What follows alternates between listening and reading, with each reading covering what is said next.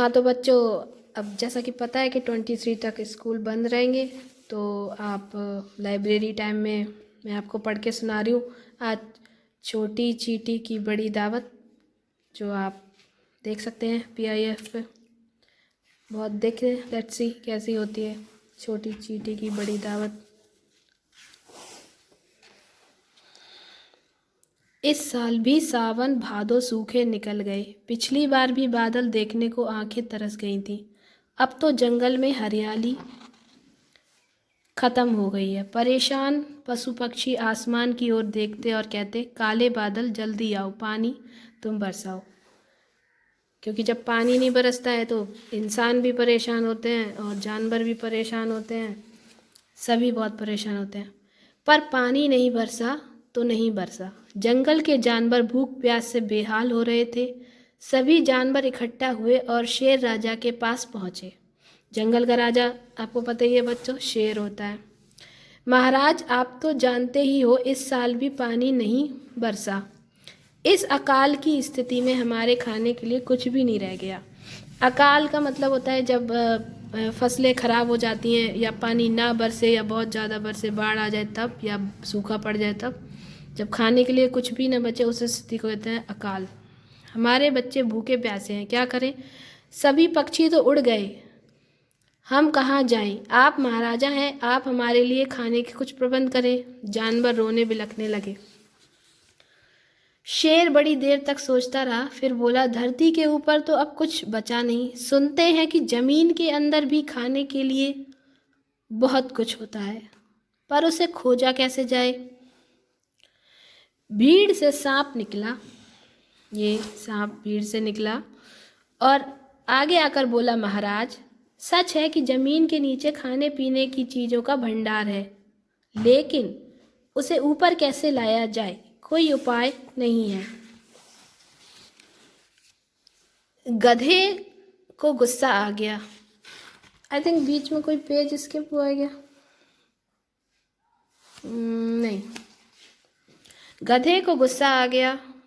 यह भी कोई बात हुई कि जमीन के नीचे खाने का भंडार है? होगा, जब हमें भूखों ही मरना है तो भंडार रहा करे हमारे किस काम का, ऐसे गधा बोला। खरगोश से पूछा गया, सुना है कि जमीन के नीचे भी खाने पीने की चीजें हैं, तुम तो सुरंग बनाकर रहते हो, तुम तो अवश्य जानते होगे। चूहा बिल बना के रहता है ना, तो उससे पूछा गया कि तुमने देखा होगा जमीन के नीचे अगर कुछ खाने के लिए होगा तो तुम्हें तो जरूर पता होगा। खरगोश बोला, बात तो 16 आने सच है, जमीन में नीचे तो बहुत बड़ा भंडार है, पर वह हमारे किसी काम का नहीं, क्योंकि उसे बाहर निकालना हमारे बस की बात नहीं। छोटी सी चींटी, ये चींटी खुद को दूसरे जानवरों के पैरों के नीचे आने से बचाने की जुगत लगाते हुए यह बात सुन रही थी। उसने धीरे से कहा, मैं सोचती हूँ कि सबको थोड़ा बहुत बचाकर जरूर रखना चाहिए, यह सोचकर कि ना जाने कब जरूरत पड़ जाए। मैंने ये कहते कहते हुए रुकी। उसकी बात पूरी होने से पहले ही हाथी आया और भैंसा, ये हाथी और ये भैंसा गुस्से से बोला, मैं रिरियाने वाली इस छोटी चींटी को देखो, हमारा मजाक उड़ा रही है, हमें नहीं सुनना तुम्हारी बकबक। ऐसा किसने कहा? हाथी ने और भैंसे ने। शेर को गुस्सा आ गया, हमारे राज्य में सबको बोलने का बराबर का अधिकार है, कोई छोटा बड़ा नहीं, आप लोग चींटी को अपनी बात तो पूरी करने दें। चींटी ने हिम्मत बटोर कर कहा, मैंने अपने बिल में खाने की कुछ चीजें बचाकर रखी हैं, मैं उसे लेकर आती हूँ। इस कठिन घड़ी में सभी लोग उसी से काम चलाएं। चींटी अपने बिल की ओर चल दी। यह देखकर इतनी गंभीर घड़ी में भी कई जानवरों की हंसी निकल गई। सभी सोचने लगे, कहाँ हाथी और कहाँ चींटी की खुराक। कुछ ही देर में चींटी आई और 4 दाने ले आई। जैसे कि ये देख सकते हो, सभी जानवर उस पर हंस रहे हैं जंगल के। हाथी ने 4 दाने देखे तो चिंगाड़ कर बोला, अरे ओ चींटी, इन 2-4 दानों से जंगल के सब जानवरों का पेट भरना चाहती हो? शेर बोला, हाथी जी, आप बेवजह गुस्सा कर रहे हैं। तुम यह सोचो कि इस नन्ही सी चींटी ने अपने लिए जो कुछ बचा कर रखा था वह ले आई, और तुम हो कि उल्टा सीधा कह रहे हो उसी को।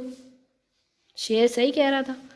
शेर की बात सुनकर चींटी बोली, महाराज, हम सभी चींटियों ने जो कुछ भी अपने बुरे दिनों के लिए बचा कर रखा था वह कुछ ही देर में आपके सामने हाजिर होगा।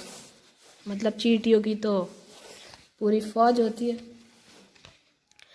यह क्या, देखते ही देखते हजारों चींटियां कतार बनाकर अपने अपने बिलों के अंदर से खाने की चीज़ें बाहर निकाल कर ढेर सारी चीज़ें लाने लगी। ये देखो पूरी लाइन लगी हुई है, कोई कुछ ला रहा है, कोई सेब का टुकड़ा ला रहा है, कोई कुछ ला रहा है, सारी चींटियां लाने लगी। वहाँ तो खाने के सामान का पहाड़ खड़ा हो गया। यह देखकर सभी हैरान हो गए। ये देखो ये कितना सारा, जहाँ जानवर सोच रहे थे कि थोड़ा सा खाना होगा, बिल्कुल ही चींटी कितना एक दाना बहुत होता है उसके लिए, और यहाँ तो इतना सारा पहाड़, क्योंकि बहुत सारी चींटी थी। सबको भूख लगी थी। जानवरों ने छक कर दावत उड़ाई, मतलब खूब पेट भरकर खाया। कई दिनों बाद पेट भरकर खाना उन्हें मिला था। जब अकाल पड़ा हुआ था तब किसी के पास खाना नहीं था। जैसे ही जानवर अपने अपने घर की ओर जाने लगे, शेर बोला, दोस्तों, आप सभी को चींटियों को धन्यवाद देना चाहिए जिन्होंने मुसीबत में आपकी मदद की। आप सब मुझसे वादा करो कि कभी भी किसी भी चींटी को जानबूझकर पैरों से नहीं दबाओगे। सभी ने यह शपथ ली क्योंकि उन्होंने मदद की थी मुसीबत में। आकाश के बादलों ने चींटियों का परिश्रम और दान देखा, जानवरों की परेशानी देखी। देखते ही देखते काले बादल छा गए और खूब झमाझम बारिश होने लगी।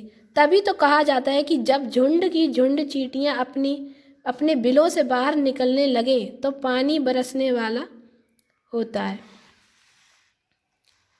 जंगल में पानी की बरसात देखकर जानवर खुशी से नाचने लगे। काले बादल आए, झमझम पानी लाए, सभी खुश हो गए क्योंकि बहुत दिन बाद बारिश हुई थी। अब सब कुछ ठीक होने वाला था, उन्हें फिर से खाना मिलने वाला था। और तब से चींटियां जंगल में बेरोक टोक घूमने लगीं। जब बारिश बंद होती तब वे खाने पीने का सामान अपने बिल में इकट्ठा करती रहती, क्योंकि ना जाने कब फिर जानवरों की दावत करनी पड़ जाए। तो ये थी छोटी चींटी की बड़ी दावत कहानी, जो कि बहुत अच्छी थी। और आई होप कि बच्चों आप सबको ये पसंद भी आएगी, क्योंकि स्कूल बंद है तो यही कुछ ऑप्शन है आपको पढ़ाने का।